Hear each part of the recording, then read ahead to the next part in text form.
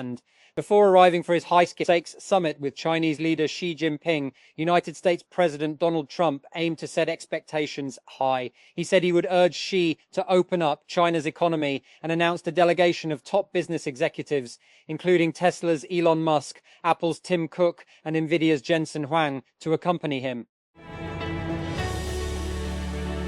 And Karachi, the Overseas Investors Chamber of Commerce and Industry, OICCI, has claimed that intellectual property violations are costing the country an estimated $860 billion annually in lost revenue and taxes. The chamber released its latest intellectual property right (IPR) survey during the visit of IPO Pakistan Director General Nauman Aslam to the chamber.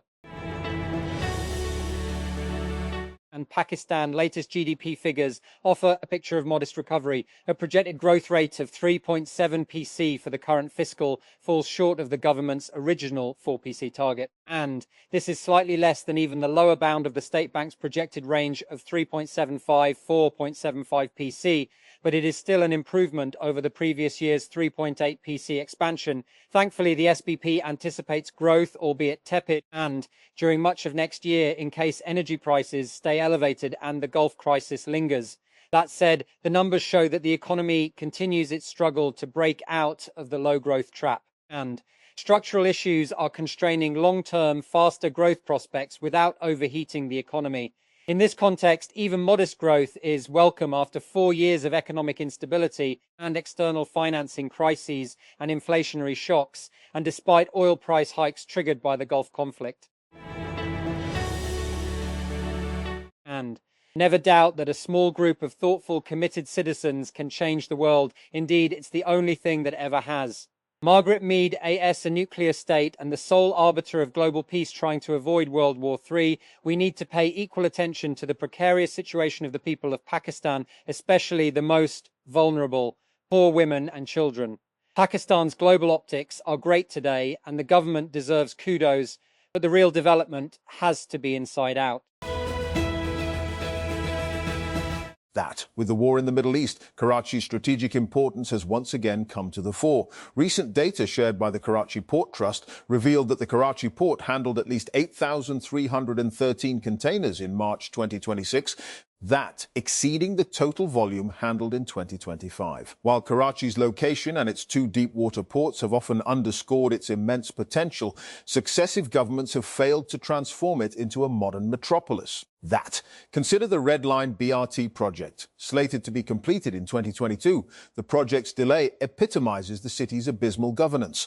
Writing for these pages, former Provincial Minister Yunus Daga bemoaned that since 2012, that the federal government completed approximately 90 kilometers of BRT length, Punjab around 95 kilometers, with additional projects of 78 kilometers underway, KP 27 kilometers, while Sindh has completed only 3.9 kilometers in the past 14 years. That. Hence the rate of implementation of the Karachi Transportation Improvement Project since 2012 by the Sindh government has been 0.28 kilometers per year.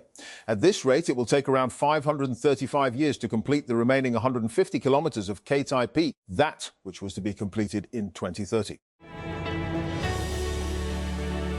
That. Demonstrators led by mining groups and rural unions have clashed with law enforcement in Bolivia as tensions simmer over the country's economic crisis, the worst in decades. On Thursday, small explosions were heard in the midst of the protest in La Paz, credited to miners setting off small sticks of dynamite. Some protesters were reported as attempting to breach the presidential palace. That. Lawyers for OpenAI and Elon Musk began closing arguments in a landmark trial that could impact the future of the ChatGPT maker. On Thursday, each side presented a concluding statement to jurors who will decide whether OpenAI and its leaders profited from a venture that was meant to be a charity. And Cuban President Miguel Diaz-Canel has suggested that Havana would accept humanitarian aid from the United States if it is delivered in accordance with internationally recognized practices. But he added that if the goal were truly to relieve the suffering of the Cuban people, the US would do better to lift its trade embargo on the island. And 9 California jurors are now deliberating over the future of OpenAI, the world-leading artificial intelligence lab. While the trial exploring Elon Musk's case against OpenAI's other co-founders and Microsoft has covered territory ranging from the breakup of the founders in 2018 to Altman's firing and rehiring in 2023, the jurors will be considering a set of fairly narrow questions. And Elon Musk's newly rebranded SpaceX AI is reportedly losing top talent, with more than 50 researchers and engineers departing since February, according to the information. The exits include key leaders across coding, world models, and Grok Voice. Rivals like Meta and Thinking Machine Labs are reportedly scooping up former staff, with the company's core pre-training team dwindling to just a handful of people. Since February, and at least 11 XAI employees have defected to Meta, according to the information's report. At least 7 have left to join Mira Murati's Thinking Machine Labs. And TechCrunch has previously reported on 11 of the XAI departures announced directly after the merger, including 2 co-founders.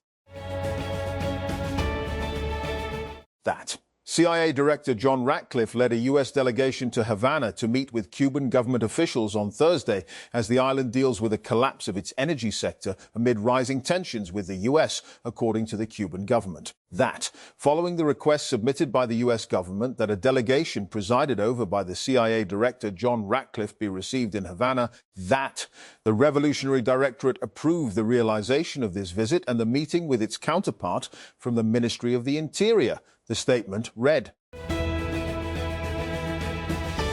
that Palestinian President Mahmoud Abbas has pledged to reform the Palestinian Authority at a Fatah Party conference in the occupied West Bank, pledging to hold long-delayed presidential and parliamentary elections.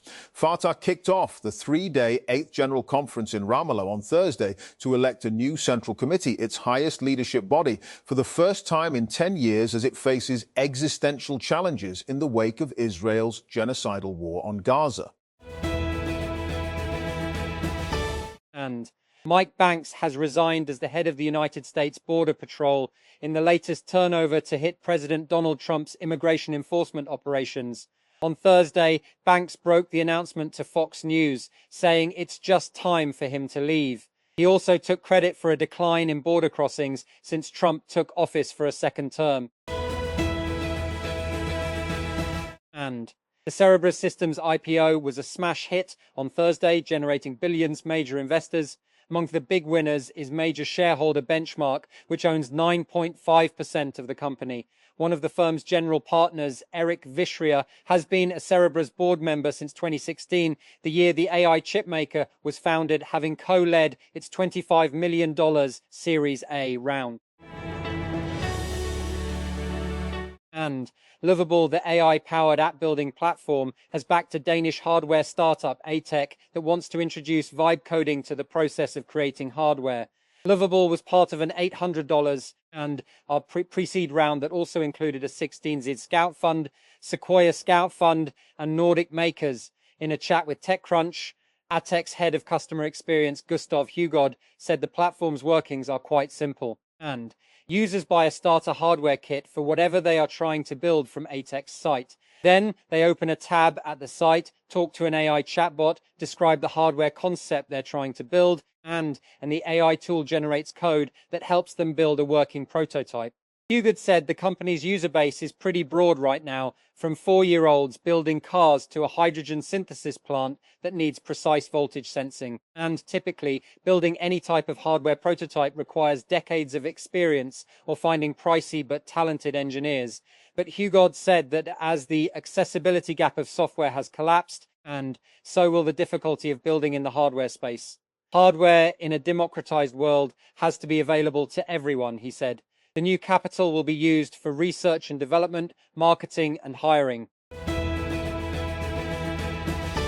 That Codex is going mobile. The coding tool, which OpenAI launched approximately a year ago, has now been integrated into the ChatGPT app, allowing users to monitor and manage their development workflows remotely. The new function allows users to see their Codex live environments in any devices where it is running. The company announced the changes Thursday. The update, which is currently in preview, is now available to all plans on iOS and Android. And Iran is looking at ways of providing limited connectivity to approved individuals and entities amid a continued state-imposed internet shutdown, and with a tiered access model currently being offered that experts have said still undermines the digital rights of Iranians. And President Masoud Pezeshkian on Wednesday announced the creation of a new entity to review internet coverage in the country, named the Specialized Headquarters for Organizing and Guiding Iran's Cyberspace, and with First Vice President Mohammad Reza Aref, a relative moderate, appointed as its head. And as Israeli attacks in Lebanon continue despite a ceasefire, the United States is hosting the third round of talks between Lebanese and Israeli officials.